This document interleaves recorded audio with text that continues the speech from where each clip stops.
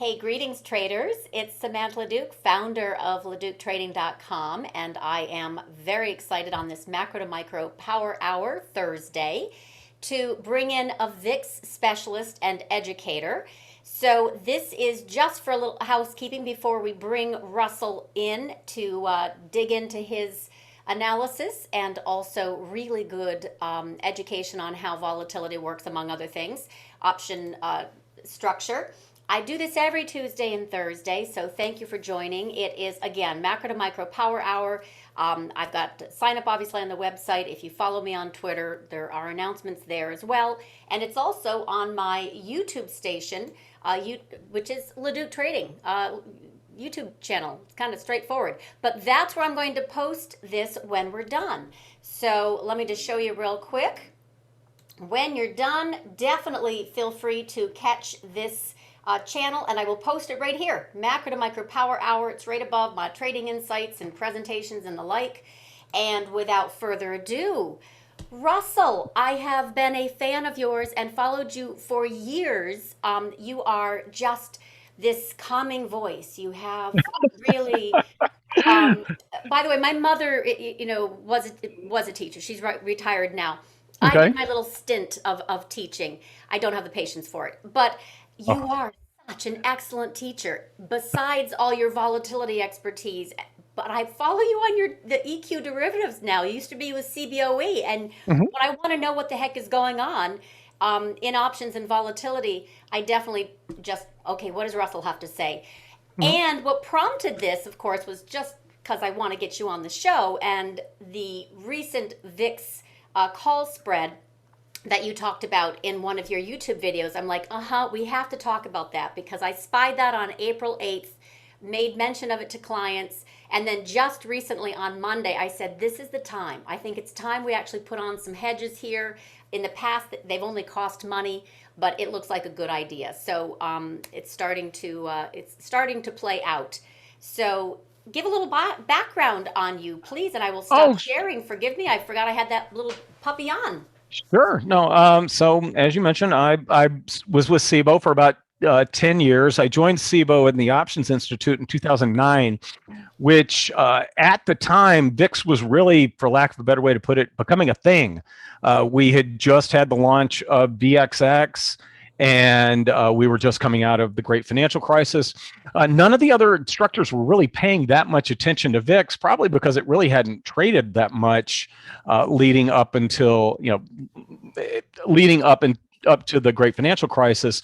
So I just kind of took that on myself and started talking about it. We started a social media effort at SIBO where I would blog about what VIX had done every week and point out, when you work at an exchange, you kind of have to tread lightly about making recommendations, but I could talk about block trades, and I've continued to do that to this day. And you mentioned that I talked about that big the big block trade using, I believe, the June options.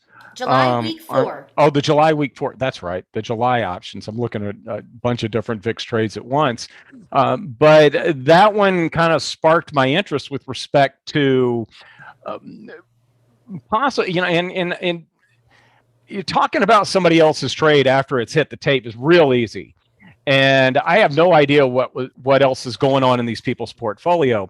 But the one thing that you always got to keep in mind with VIX is it takes a big market sell off to get a spike out of VIX, and they're going to need a spike for that trade. Um, but you only really get the spike in the front month future, and the options are impacted. The options basically are priced off of the front month future. So that trade, just if I were going to do something like that and I were looking for a spike between now and July, I actually would have, I would have traded the May options at this point. That's the front month now, with the intent of rolling that thing over at some point. Yep. So why, and And by the way, I literally captured that in my live trading room when it hit. So, mhm. but it is now 250,000 contracts, each. Oh, So I it did had not a lot know. of people that basically saw it and then piled on. So if you go Okay. now to open interest, I should say it's at least 250K each strike. So for me, that's, option traders are kind of looking for the aggressiveness, if you will, in the direction, and it clearly started percolating up in the past few weeks. But yeah, I was really curious. First of all, who put it on? Of course, always, and why so far out there? It's a great. By the way, I love the strikes, and I love the risk return. I think I wrote it's like spend $2 to make 15 kind of thing. Yeah, but the problem is you want to switch screens for a second. Yeah. Here's kind of the issue, and it's not a chart of the showing the July contract, but I mean, look at you see where it says VIX in the 3 month three from. So right around here, I'm always trying to find the little spot so everybody looks where I'm looking. You can see right around here. It, the spot VIX moved from, and this was February, moved from about 26 or so up to about 36 very quickly. Well, look at what the front 3 month futures did. And when this trade that we're talking about right now was put on, it would be the equivalent of the May contract. So it's very possible that VIX could run up to 40 right now today, and this trade hardly budges, because there's this lack of sensitivity to spot VIX from the futures until you get very, very close to expiration. And this other slide really shows that well. This is taking VIX futures going back to 2007. And this is something that I updated after I saw this trade, that shows what's the beta for a VIX future relative to spot VIX based on the time left to expiration. And when that trade was put on, it was way over here around the 70-day or so to expiration for the July contracts. Yep. So again, let's just take the high end there. The beta's 0.3. If you get in, and I believe spot VIX was around 20-ish or so, just to make the math easy on me. If spot VIX ran up to 40, maybe we get a 7 or 8 point move out of the July future, which then translates into not as much of a move as you would hope for out of that spread trade. And then interesting. Okay, so until it's held really, really close to that expiration, and then it will free up the bears, so to speak, assuming it happens near that expiration. So why do you think? Well, first, I know what your next question is going to be, is why do you think they did it? I got no idea. But just the one thing that say they had a hedge. Well, no, I mean it was a $40 million or something, some odd, figure. You got to figure there's somewhat that there's something behind it that we don't know. Yeah, that's what I assume. But if you are worried about the stock market between now and the third Friday in July, you would take a look at the SPX July puts, because that matches up to your time frame, and then you figure out how much you're willing to spend and all of that. With VIX, if you're expecting a VIX spike over the next few months, what you really need to do is look at the type of trades that you can put on that you can continuously roll. And you can remember we've had 50 Cent who will buy some, and then they may roll out to the next 50 Cent options. We had a really interesting ratio spread that was out there for some time that finally cashed in. Yeah, I loved that one. I actually prefer financed call spreads in VIX, selling the put and buying a call spread. I think, and I'm kind of surprised that wasn't done with this one. I looked today. I looked the following day. I kept looking. No, I've been doing the exact same thing. And so if we both missed it, it didn't happen. So I did put this together, just one last little chart that shows the profits over time if the future is at 40. So even if the future ran up to 40 the day after they put this trade on, I mean, they'd make about a 6-point profit off of it. Okay. I think, what was the cost? $2. So with potential to make 15. With the potential to make 15. Well, it costs $2 with the potential to make 13. Yes. Which is right there at expiration. But again, I just would have done something that involved a continuous roll, unless they really think, and you can see some things in the VIX curve that makes it look like there's more concern for this summer than maybe going into the fall. Yeah. But I feel like another part of that is VIX could be at 14 in mid-June when July becomes the front month. And at that time, if you wanted to get similar potential VIX spike exposure, you'd be looking at maybe the 2035, or maybe do even better strike wise than they did on this trade. So I know, and I always cringe a little bit when I see other people criticizing trades that are put out there, because it's real easy to criticize other people's work. I think you and I probably, from being in the FinTwit sphere, know that for sure. Yeah. And I just kind of let it stones. roll off my back. And I'm not, again, I don't want it to sound like I'm discounting this trade at all. I assume that they did the kind of thinking behind it that I'm talking about right now. I just feel like if somebody expects a big spike over the next 2 to 3 months, there are alternatives that maybe they should take into account, as opposed to this one trade that you pointed out. It looks like some other people have been following them into. So yeah, I think that there has been some piling on. What about just your suggested trade tactic then, using SPY options? I know we're going to talk about small caps for sure, because I have this rotation theme that's been in play since August. So I definitely want to talk about small caps. But relative to SPY, what when you go here, what are you tracking in regards to SPY options to find out how aggressive they are in hedging? Most definitely looking at the various, looking at the skew, in addition to what's going on with volatility, and not necessarily. And here's a 5% out of the money call versus put skew, which is a little bit differently than most people do it. But when we're at lower levels, it means people are paying up for the puts relative to the calls. I did this because I was demonstrating why it seemed like call activity was driving some certain market trends. But that I'll start to look at the how aggressively are they, whoever they are, bidding up for put options, especially in instances where we're not seeing a sell-off in the overall market, where maybe you start to see this line start to work its way lower, even though VIX was working lower, which we have seen up until, this is through the end of March, have seen through the most recent market activity. So that's for as far as a tell goes. That's generally what I'm taking a look at, is where the puts relative to the calls, where the puts relative to VIX as well, but not just where the puts relative to themselves. So how does that look now for small caps?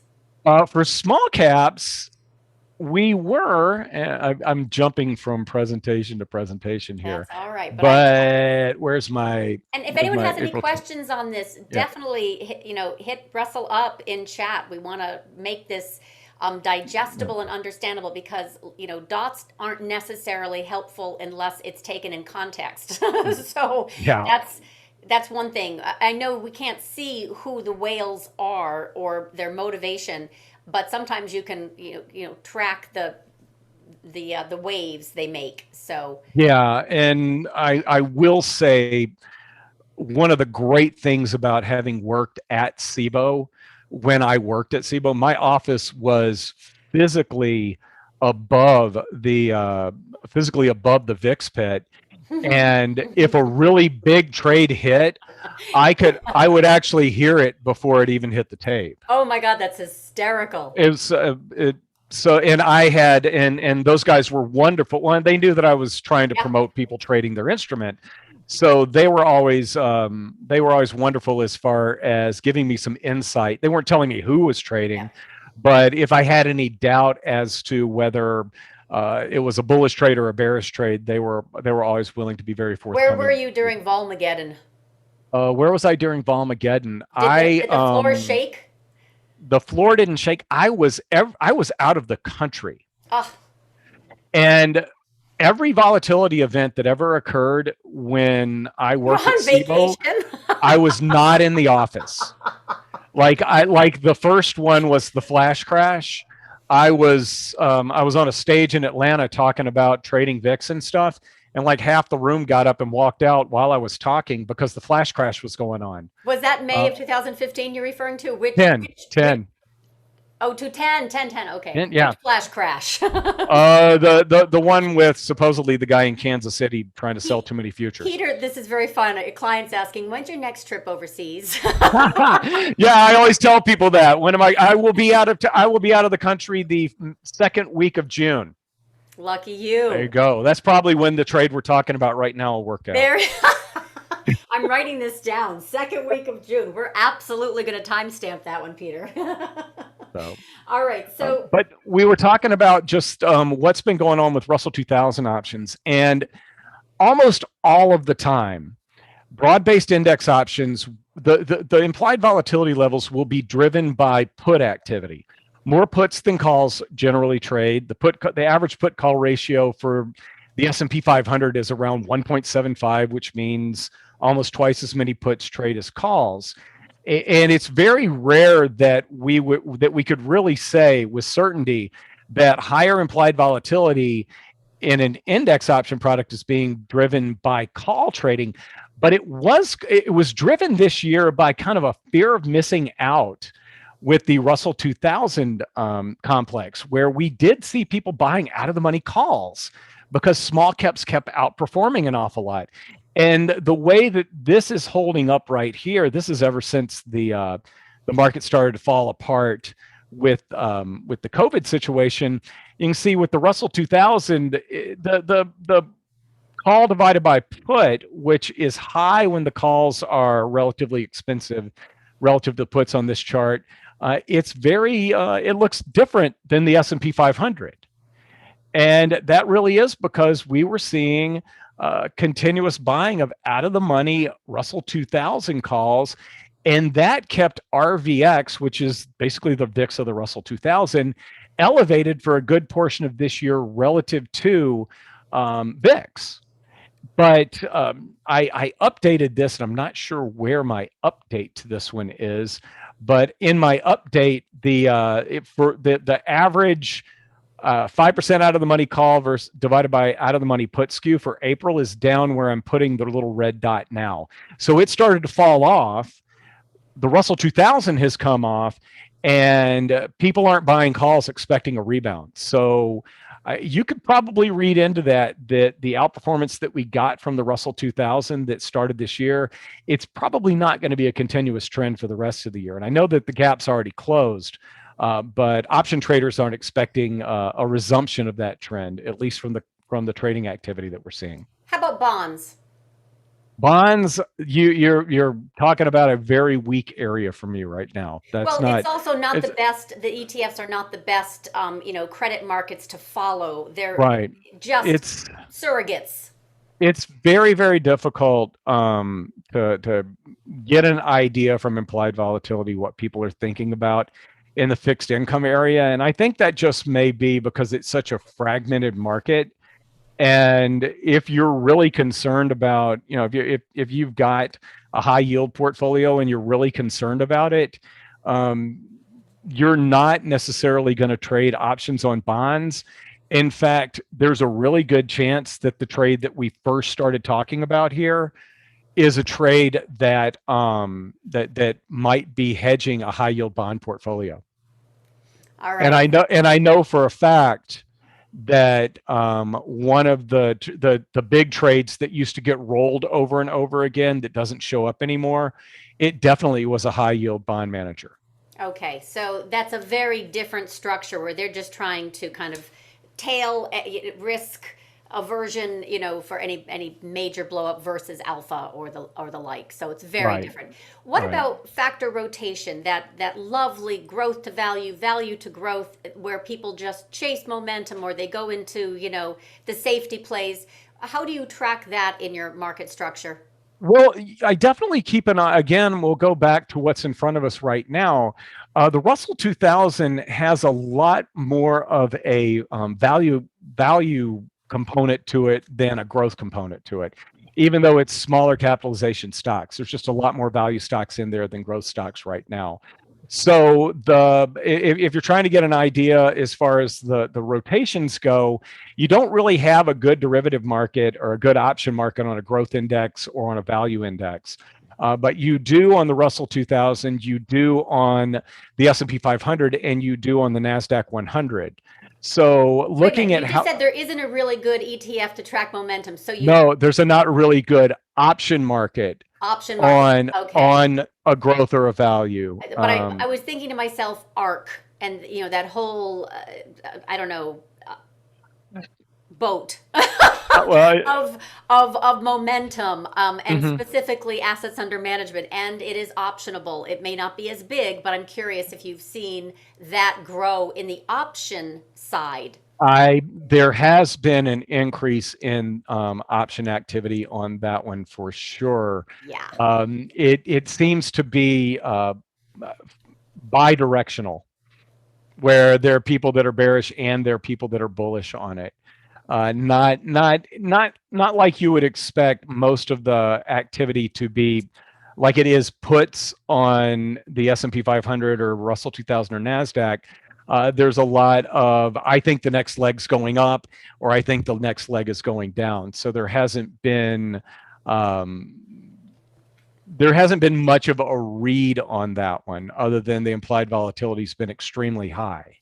Okay. And it's been really, the one funny thing about it is if you look at the implied volatility or the volatility expectations on ARC versus some of the individual holdings, it's actually been relatively high relative to the individual holdings as well.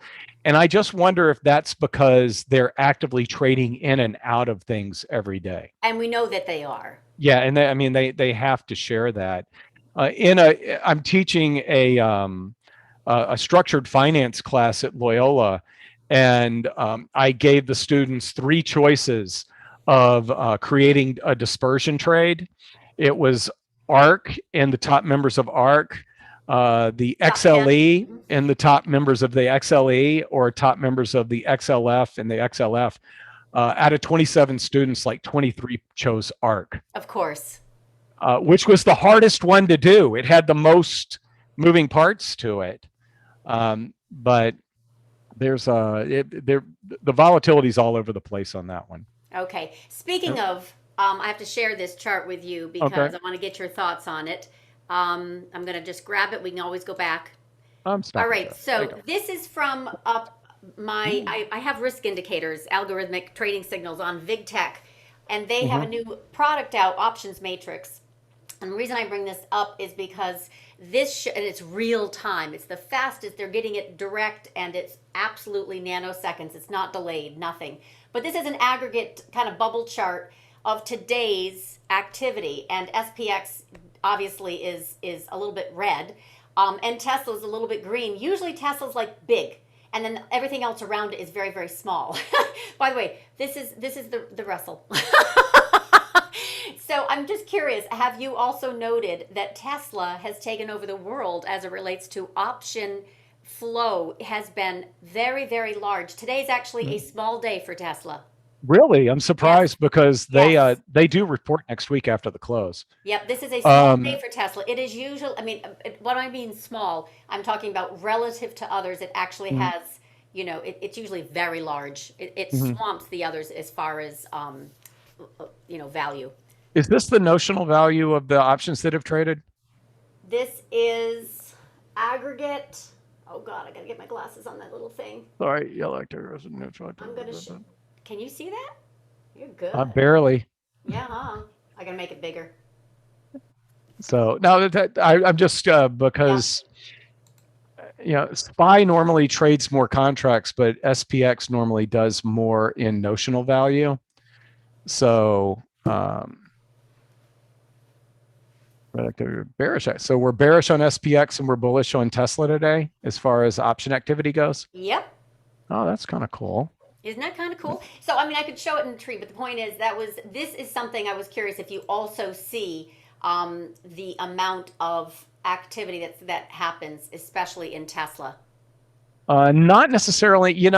My background is so VIX and S&P 500 and Russell 2000 that I don't look at individual options as much as I normally would. I do when we get close to earnings. So I have started looking at Tesla, Google, Microsoft, Facebook, Qualcomm.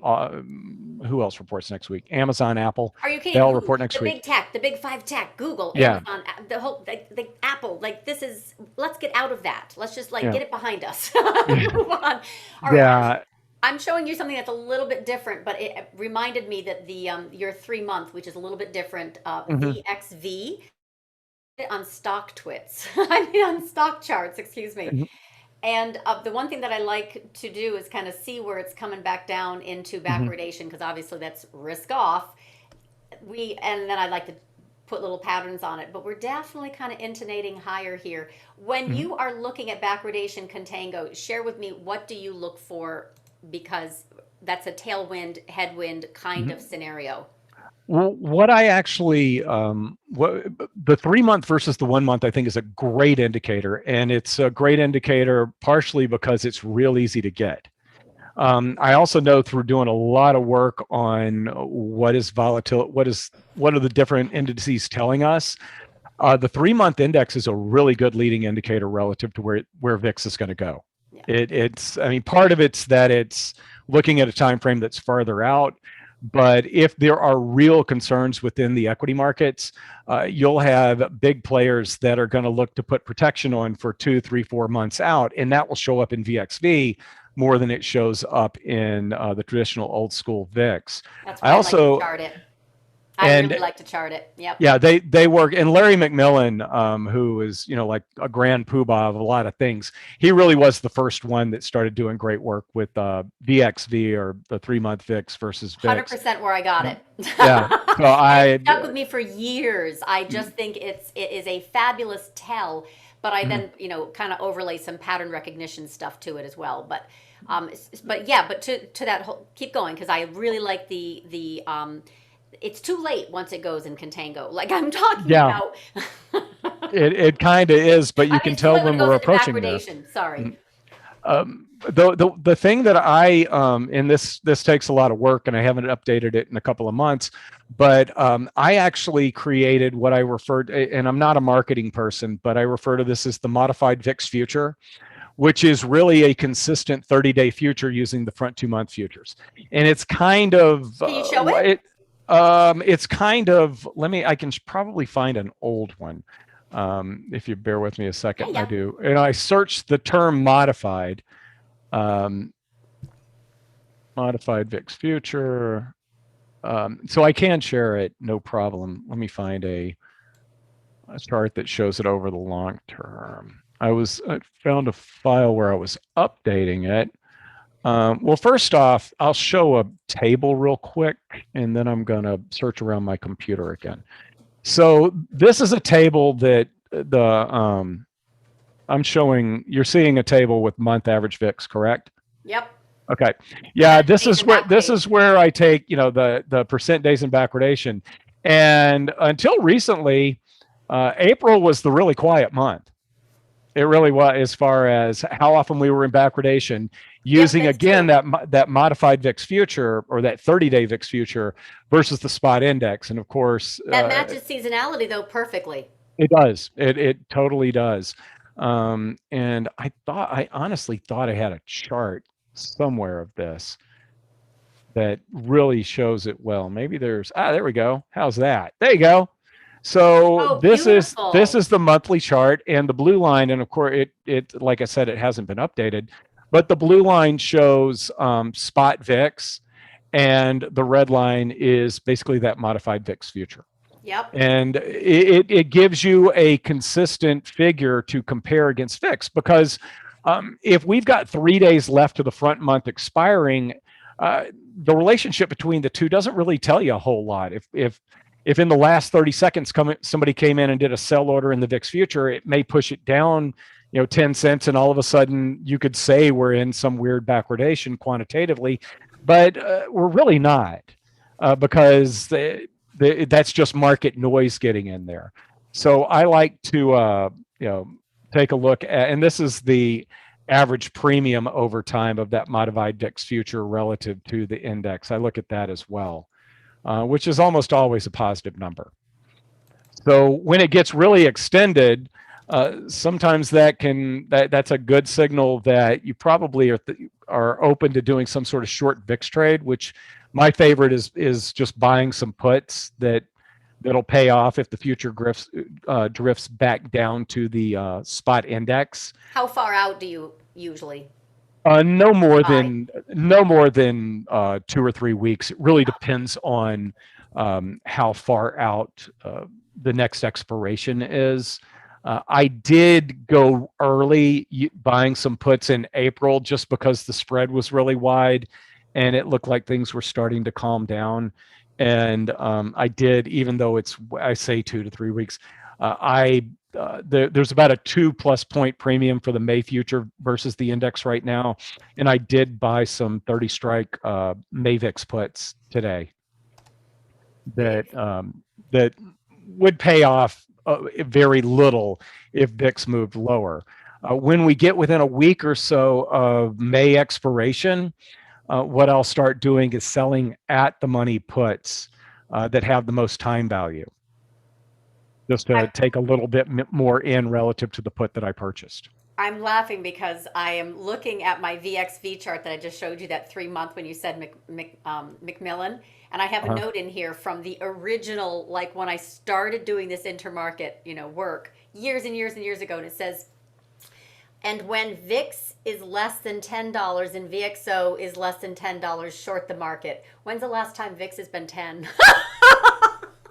It's been a while, but a cheat sheet that obviously dates me. I think that was a good rule of thumb until we just hovered in the 9-10 range for a long period of time. And it says never buy VX. Oh no, it's too funny. I've got like little notes next to it, and I'm like, okay, that's got to come out. It does not apply anymore. All right, so then you have what else? What else do you see? What do you track as it relates to knowing, I guess, protecting if you're wanting to add a hedge? Do you always, by the way, have a hedge, or are you just trading volatility as your tool of choice, like some people trade Apple? I will. I'll typically have short volatility positions on. And when I have short volatility positions on, I do not short the future because we've seen what can happen with the future. If something can happen overnight, we wake up and I'm looking for a new place to live. No, really, it's it can end very, very, very badly. So I like to buy put options that have, and what I'm looking for is my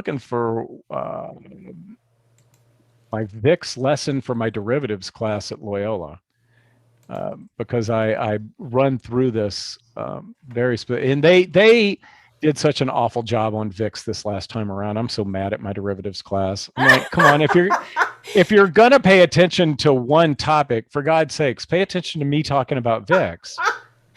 All right. Well, at the same time, it hasn't really been as exciting since, the February, March, actually not really since 2018, right? So right.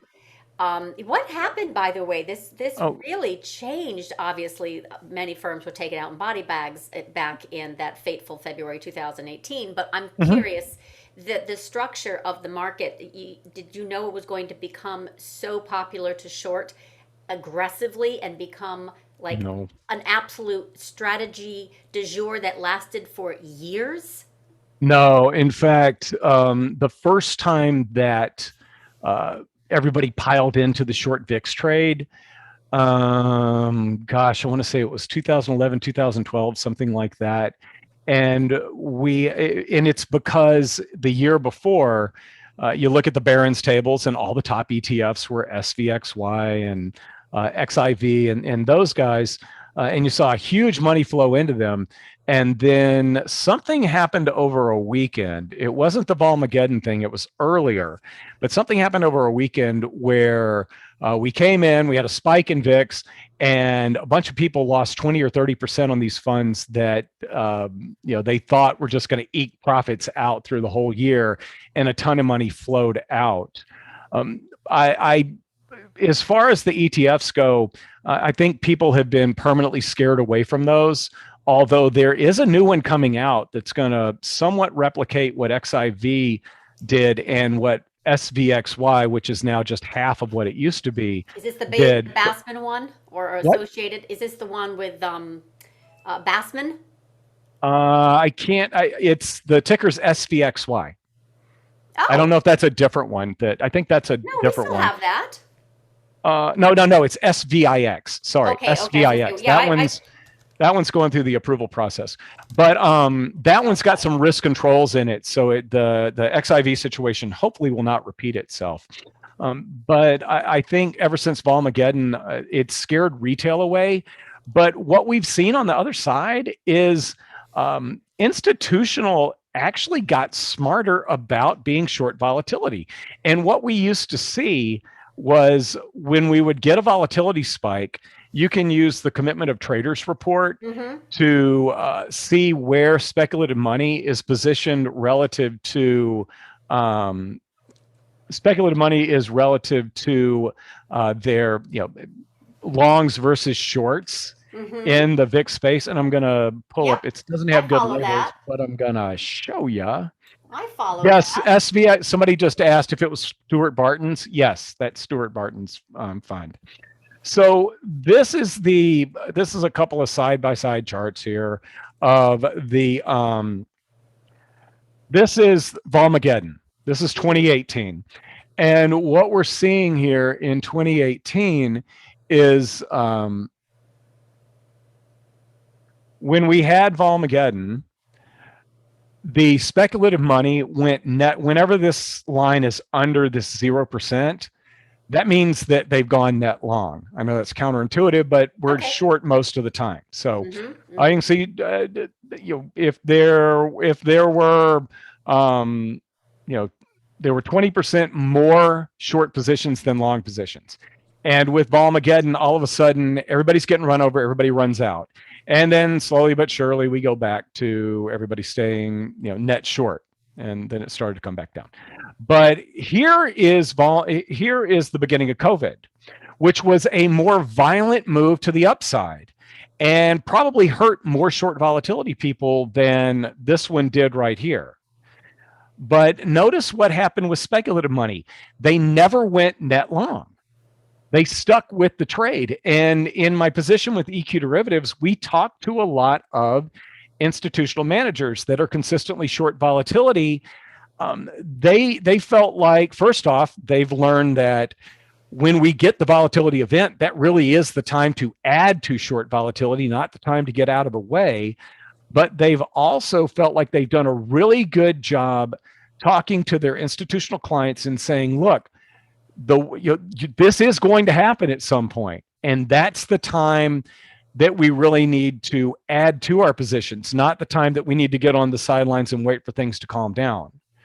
And I do believe that showed up in the COT data when we had the COVID situation. And by June, we almost had twice as many short positions as long positions. All right, so that's fascinating to me because I'm thinking a risk manager would not like to hold that particular loss on the books one little bit, and I have no idea, what leverage is used to employ that type of position.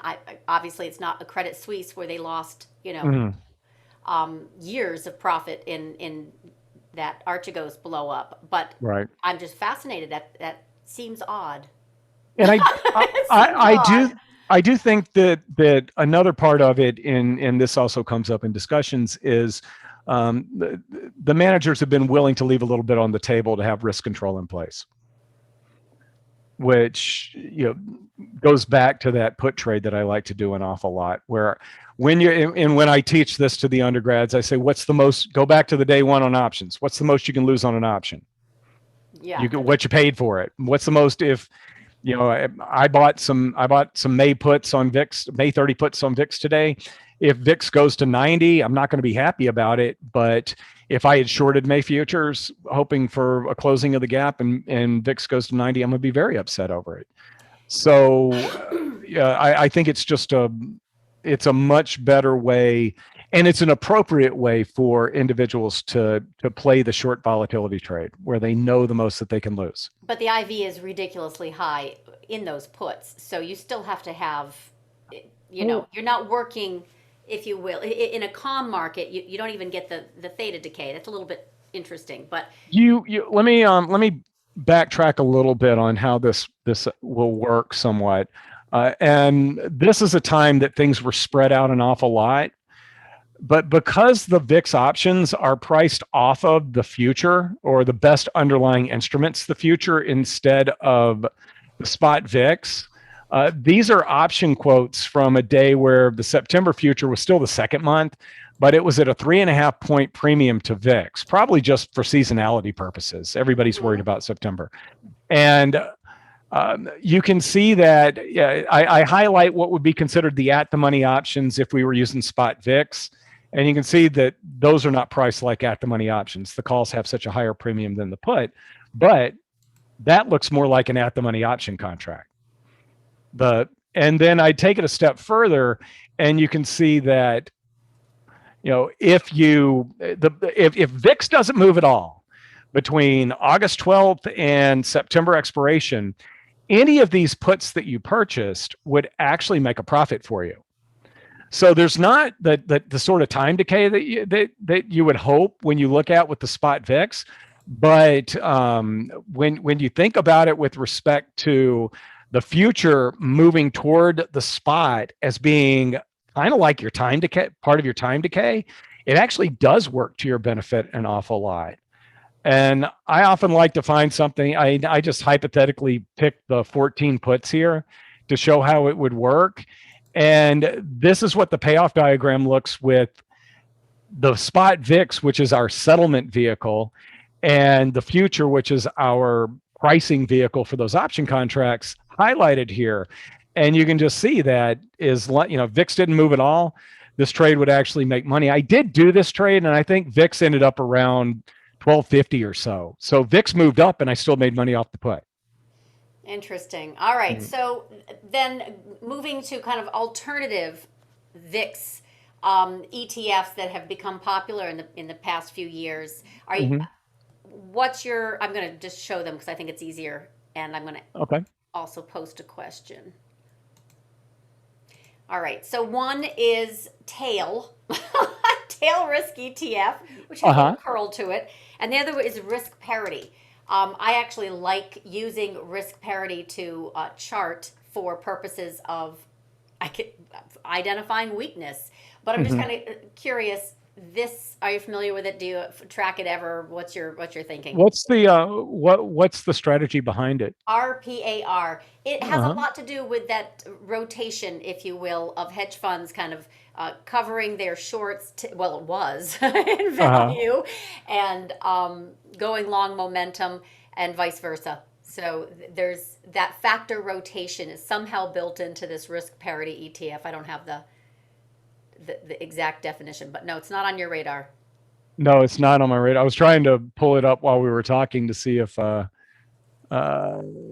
asset classes. It basically it goes from equities, commodities, bonds, and tips, depending on a market signal, I would assume. So do they rebalance and share their holdings every day? I don't think they do. I see holdings from August 31st on their Oh wow, that's old. page.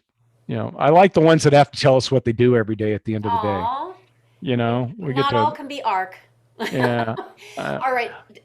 They actually do at the end of each day. In fact, they have I've got what they own today. And right now they're bonds, treasury bills, note, Fed funds. Oh my goodness. They're very defensive right now. extremely defensive right now. But this would be getting the day-to-day holdings and looking at they're not showing the day-to-day changes. I guess we'd have to calculate that ourselves. But the day-to-day holdings, it probably gives you a really good idea as to what their signal saying is coming next. Their signal says stay out of stocks, just looking at their holdings. Well, that works for me. I mean, as far as Yeah. safety trades, they've been a fabulous play. And I call that the anti-momentum trades over the momentum trades have been beautiful swing vehicles of late. So I happen to kind of like track this risk parity for a similar. If it's green, green, green, the market is very aggressive momentum stocks. Okay. And it's taken a significant dip. And you can see it, right? ARC has fallen. A lot of those hyper growth and momentum plays have fallen. Not the big tech. We'll find out what happens next week if their earnings disappoints. But nonetheless, they have fallen 20, 40% depending, and they really haven't gotten up. I'm not even talking about the speculative stuff, pot stocks, EV, SPACs. Those are in trouble. But they're playing dead right now. But the mid-tier cap for the mid-cap tech, sorry. So then what do you look for? Because we're getting lots of questions. When are you leaving town? That's one. Okay. When are we going to hit 50 again for VIX? And I want to know, what do you look for that impending doom of market volatility that's more than a trade? Well, first off, when are we going to hit the next spike to above VIX, or I'm sorry, to above 50? I think they happen every 3 to 4 years. So I'm going to say 2024. I'm kind of half tongue-in-cheek I'm going to say kidding you on have that. no idea. I have no idea.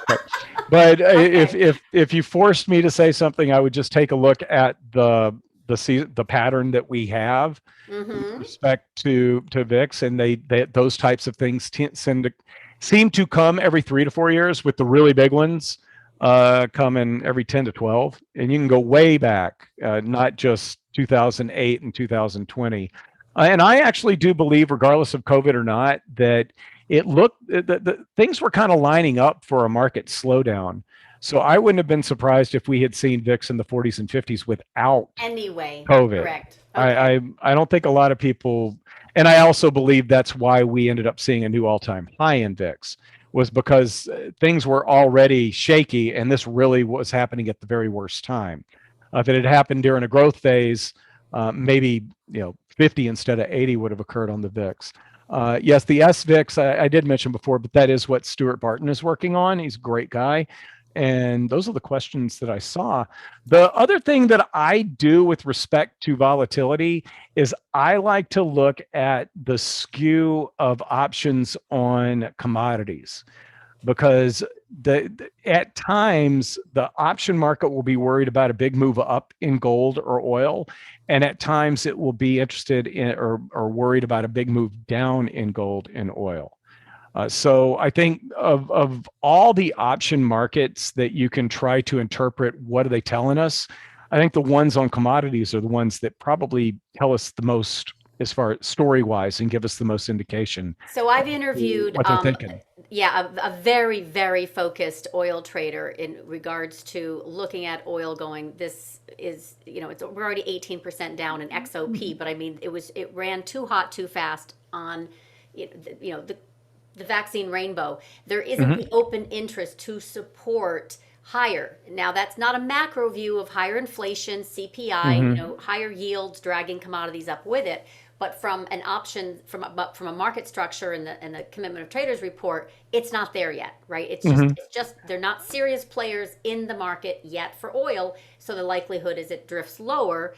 Again, that's one theory. Right now, we're just in chop zone. But you do look at that very, very often. I'm curious what you see. Like I said, the oil is one thing. For gold, because it has not been serving as a hedge, nor have bonds. But particularly, what do you see in regards to gold? Well, I was just I pulled up a real quick picture to show what I was talking about. This is oil when it was working its way higher. And you can see, I mean, this almost looks like a skew chart for stocks, but this is for crude oil. As far as the gold market, I'm digging for gold skew. It's really not told us a whole lot lately. And I think we've been stuck in a range as well. But I've seen it, give us an indication. This is a relatively old one. I've seen it give us an indication that we're worried. This was actually before gold took off to the upside one time. You can see that people are paying up for call options and not put options. And if you combine, They're paying up for call oh, options. this was a while back. Oh, it's This was 2019. yeah, Okay. yeah. Just as an example of what I'll be looking at, they would be paying up for call options versus put options here. What's interesting is when you combine these sorts of skew charts with support or resistance, you can start to get an idea as to whether if you're right at resistance and the call is, and I can see on your screen right now that it I want looks to show like you it. this screen. Now Yeah. show that one, because if we're at resistance for oil, that's oil, isn't it? No, it is not. I was going to say, guess this chart. That's lumber. That's lumber. That's lumber. And that's the term structure of lumber, right? Yeah, it's It's yeah. we got no wood right now. I That's saw really I know. That's my question. Like, I know you're not probably looking at lumber futures, but I am definitely interested in gold. It's a bigger, asset class, and it has been just absent. I haven't seen much going on there. It's not serving as a hedge. Other commodities are. But yeah, what is translate this particular chart for the uninitiated? Okay. Well, what this is the term structure of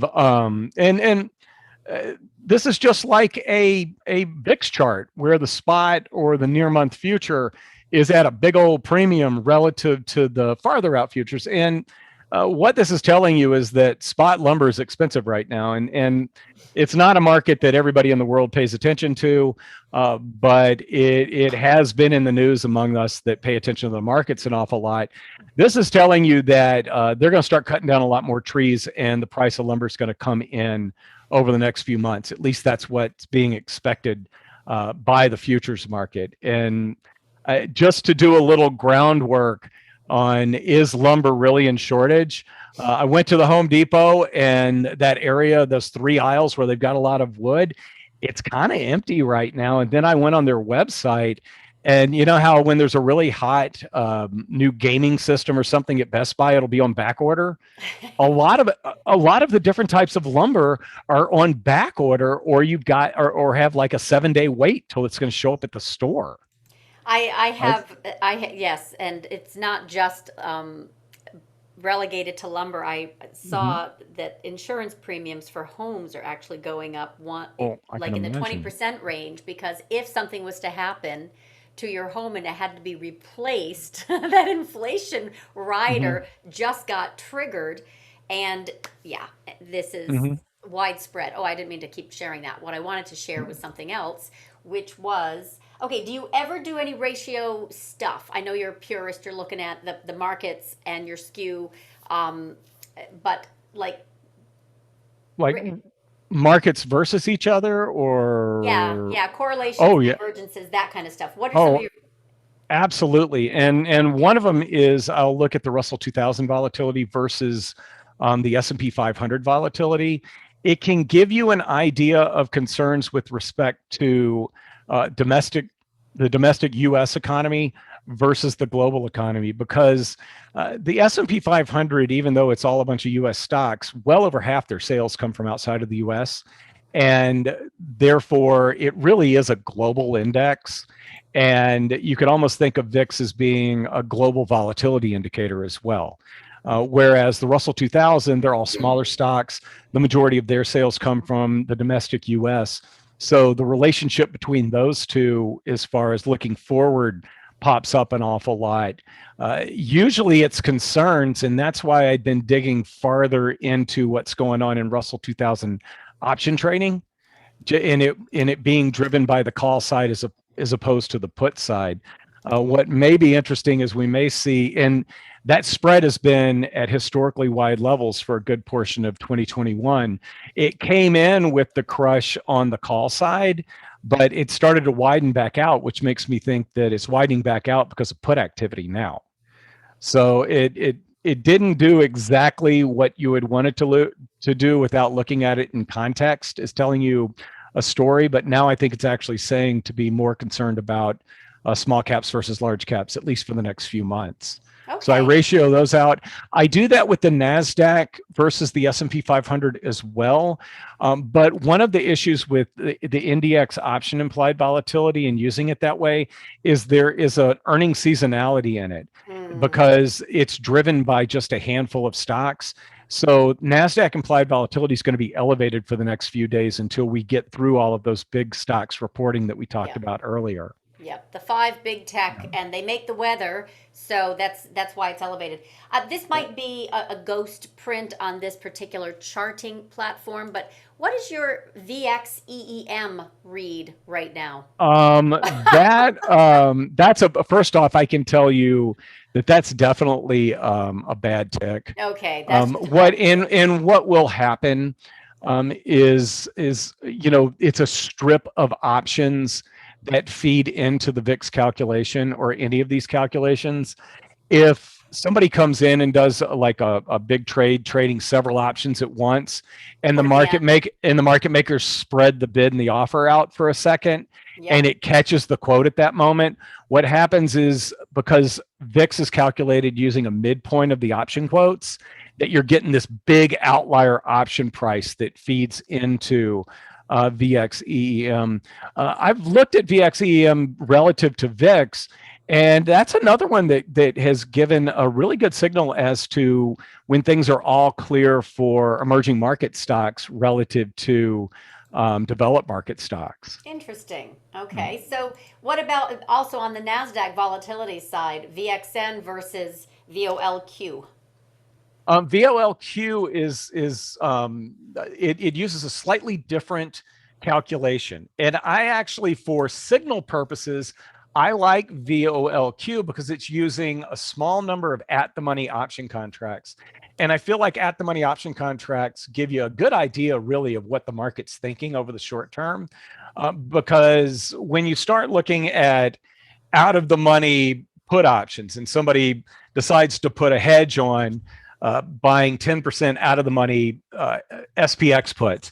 That'll drive VIX up some, but it might not really reflect anything more than somebody just is putting on a just in case trade. When you're trading at the money option contracts or near at the money option contracts, you really do have more of a short term focus as to what you're thinking. So I do think VolQ does a better job in that at the money implied volatility, does a better job of giving you an idea what the market's thinking. But VolQ is actually more sensitive to earnings than VXN. So you have to weigh those two things out as well. All right. Awesome. All right. So I guess the last question is, what's your go-to to kind of foresee volatility coming in? And I think you mentioned your skew. But what else? I mentioned mine. You went and at the beginning when I said, what do you look for a spike in volatility? Oh, most definitely.